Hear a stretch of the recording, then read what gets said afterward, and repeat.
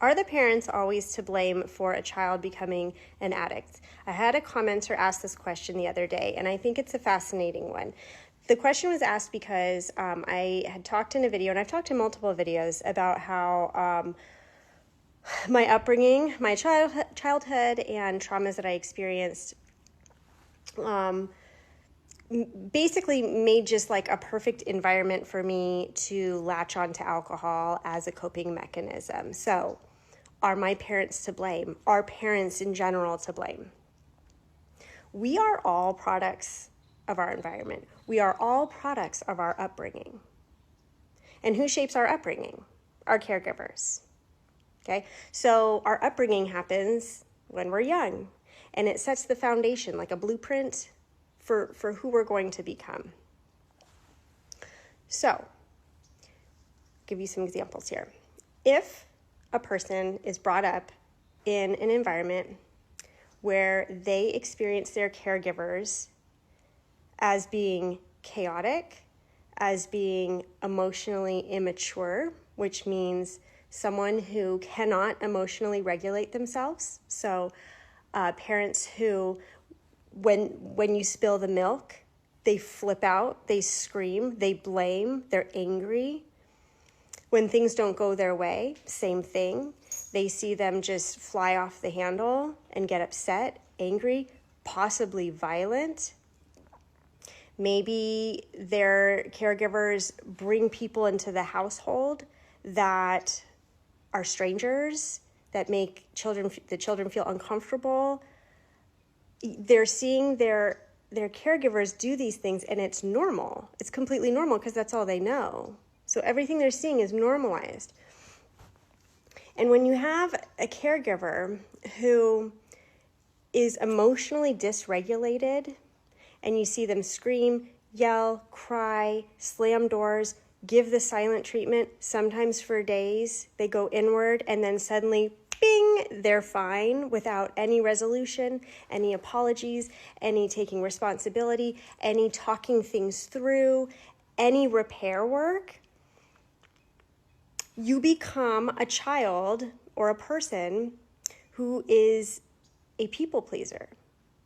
You become extremely hypervigilant. You're constantly scanning your environment, checking everyone's moods, their facial expressions, their body language, the words that they use, the reactions of the other people around. You are just so incredibly fixated on the moods because you know that if someone's mood goes sideways, it's not going to be good. And you want positive attention. You want positive engagement. So you're going to become compliant and complacent. You're not going to rock the boat. You're not going to speak up. You're not going to have a voice.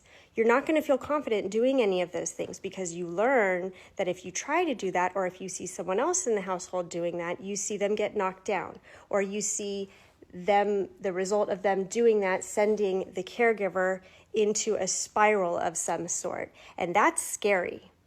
That's super, super scary. And you learn that you cannot trust your own emotions. You cannot trust the emotions of other people around you. And you learn that in order to make the anxiety of what all that causes go away, you need to be that compliant and complacent person, and you don't speak up, and you do everything in your power to make that person feel better, because once they feel better, you feel better. And that's what anxious attachment looks like. That's me, by the way. I'm anxious attachment. Which means that my little lizard brain knows that if I'm in there's anxiety in my relationships, I don't just say like, hey, knock that shit off. Like, this is not okay. Oh no, I want to soothe it. I want to please the other person. I want to make sure that they are okay so that then I can become okay.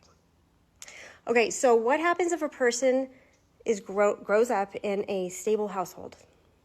They have caregivers who can express themselves emotionally.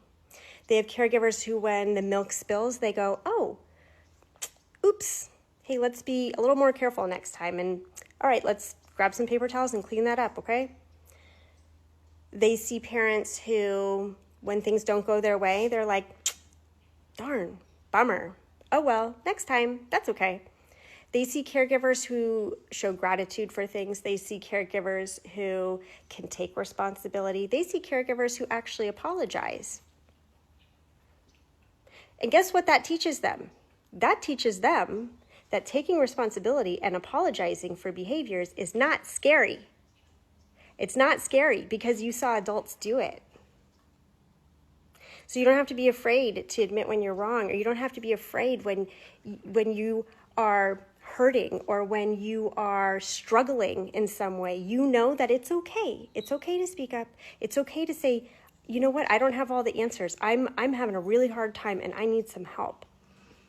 But if you've never seen that modeled, and in fact, you've seen basically the literal opposite, that if you try to express yourself, you're in a world of hurt, well, then it becomes extraordinarily difficult to voice anything that's going on internally. Because you've learned that when you do that, it only makes it worse. So it's not that the parents are to blame, it's that we are literally a product of our upbringing and our environments. It's a lot of gray area, right? There's no like 100% right way, and well, I guess there's definitely 100% wrong ways, but you know what I'm saying? You know what I'm saying here? The great thing is that when we become adults, we have autonomy and we can take our power back and we can choose to change if we want to. We can learn how to self-reflect, to have self-awareness, to understand why we are the way that we are and that that's okay. And if we want to be different, we can do so. And it's not flipping a switch. It takes some work. For me, it all starts with therapy. I couldn't do any of this stuff. All the things I literally just told you 5 years ago, I did not know any of it. None of it. I am a completely different version of myself than I was 5+ years ago, because I have decided that I want to understand who I am and why I am the way that I am, and I want to be a better version of who I am, because that makes me happy, and it makes me feel more at peace, and it makes me feel more grounded, and it makes me feel more confident, and it just makes me feel better. And guess what happens then? Everybody around me in my household feels better. Now my son has more confidence because I'm no longer that version I just talked about. I'm a different version. I wish I could have become that version sooner, but that's okay. Right? You got to start somewhere. So anyways, I don't think it's a blame game of like the parents are to blame or not. I think it's all of our responsibilities to take control of ourselves today and to decide, who do I want to be? And then figure out a way to become that. So anyway, I hope that helps. Don't drink today. Bye.